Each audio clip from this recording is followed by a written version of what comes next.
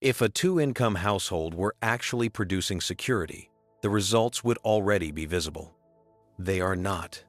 Households earning well into six figures are not building margin. They are not stockpiling cash. They are not absorbing disruptions cleanly. Instead, many are operating with thin savings, rising fixed expenses, and an increasing dependence on credit to smooth out ordinary life events. That outcome matters more than effort, intention, or credentials. When a household earning over $100,000 cannot handle a routine car repair without borrowing, something structural is wrong. Not emotionally wrong, not psychologically wrong, mechanically wrong. The income level is high. The stability is low. That combination should not exist if the system works. This is not about isolated mistakes or poor discipline. It is about a setup that requires uninterrupted performance from both earners just to maintain baseline expenses. A system that only functions when nothing goes wrong is not resilient. It is fragile by design. The warning sign is not stress. Stress is downstream. The warning sign is the absence of margin. No slack, no buffer, no capacity to absorb shock without cascading consequences. A household that needs every dollar before it arrives is already exposed. It just does not feel exposed yet. If the current approach were sound, higher income would correlate with faster recovery, deeper reserves, and more options. Instead, higher income often correlates with larger obligations, tighter commitments, and less room to maneuver. That contradiction tells you everything you need to know. The rule driving these decisions does not produce the outcome people expect. And any rule that fails at the outcome level has to be examined before anything else. The rule most households are operating under is straightforward. If both partners work, the household is safer. This assumption is rarely questioned because it feels like common sense. Two paychecks look more secure than one. Risk appears spread out. Income looks diversified. On paper, the numbers seem to cooperate. That assumption is reinforced structurally. Banks qualify borrowers using combined income. Employers design career paths that assume uninterrupted dual participation. Housing markets price homes based on what two earners can support. Even financial planning advice quietly treats two incomes as permanent, not conditional. Because the environment treats this setup as normal, people do not experience it as a choice. They experience it as reality. The rule becomes invisible. Once accepted, this rule shapes everything that follows. It determines how large the mortgage is. It determines whether there are one or two car payments. It determines how tightly monthly expenses are packed against income. Most households do not say, "We are choosing to rely on two incomes." They say, "This is what it takes." But the rule embedded in that sentence is the same. Safety is assumed to come from having two earners, not from having margin. That distinction matters. Because the rule does not say two incomes can help under certain conditions. It says two incomes, by default, make things safer. When that rule is wrong, every downstream decision is built on an unstable foundation. The issue is not how hard people work inside the structure. The issue is the structure itself. To understand why, the mechanics have to be examined next. This setup fails for a simple reason. Expenses expand to match available income, and fixed expenses do not shrink when income disappears. Once both incomes are treated as permanent, they stop functioning as protection and start functioning as fuel. They allow larger commitments to be taken on, not more flexibility to be preserved. Housing is the clearest example. When lenders evaluate a household using two incomes, the maximum affordable price increases, that does not create safety. It creates a larger, immovable obligation that now requires both incomes to continue. The same pattern repeats with vehicles, insurance, child-related costs, and lifestyle commitments that feel reasonable only because two paychecks exist. Nothing about this process requires irresponsibility. It is mechanical. Higher qualifying income leads to higher fixed costs. Fixed costs reduce margin. Reduced margin increases fragility. The critical failure point is redundancy. In a resilient system, there is excess capacity. One component can fail without collapsing the whole. In a dual income setup where both paychecks are fully committed, that redundancy no longer exists. The second income is not backup. It is already spoken for. This is why disruptions hurt more than expected. A layoff, illness, burnout, or family obligation does not just reduce income. It exposes that the household was running at full load with no reserve capacity. The system was never designed to absorb a hit.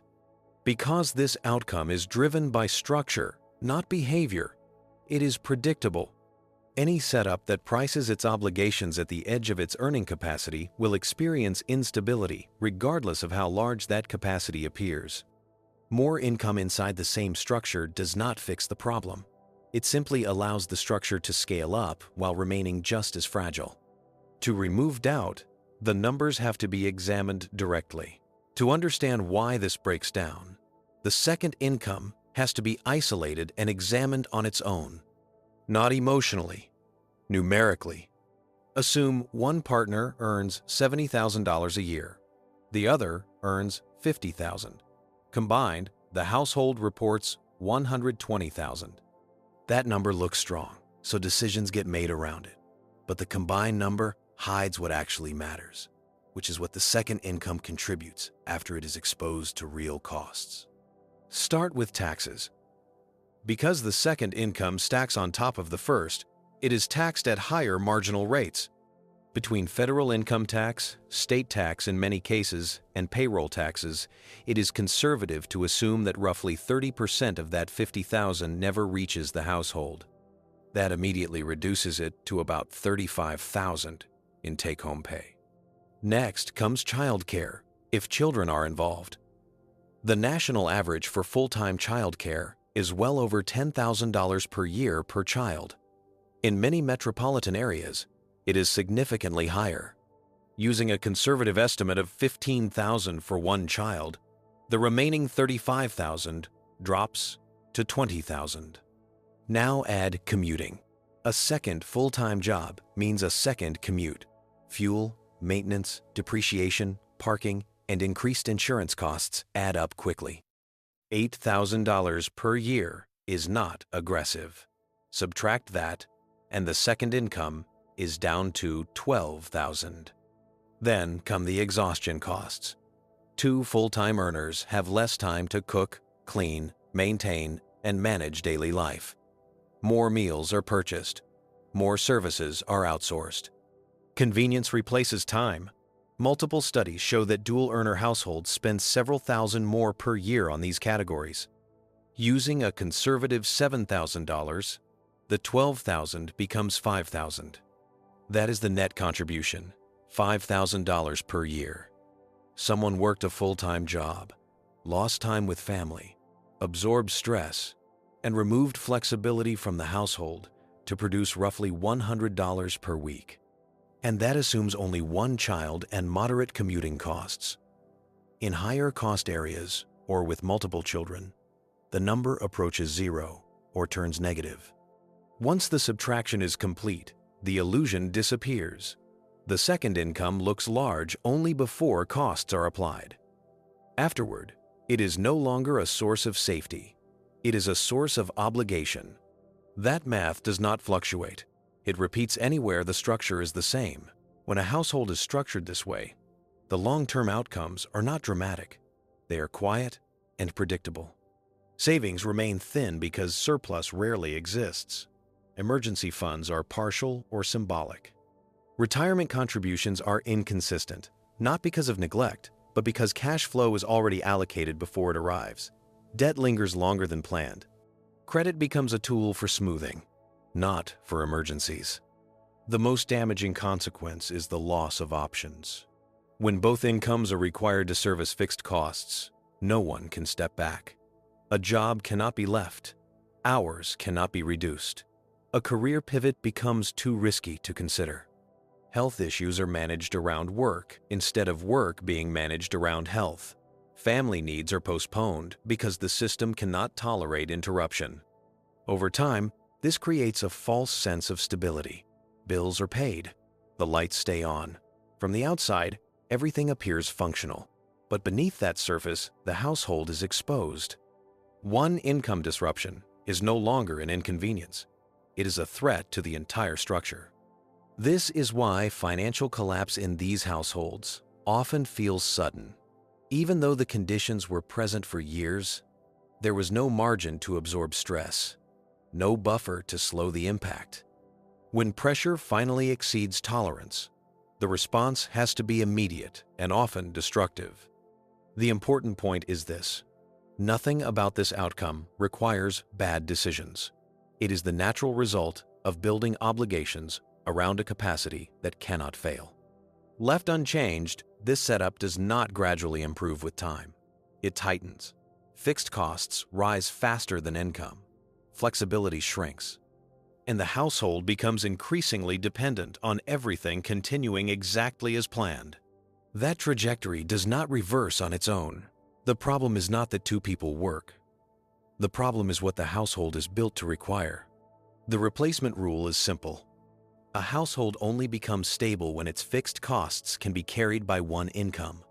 This rule does not say one person must stop working. It says the system must be able to survive if one income disappears.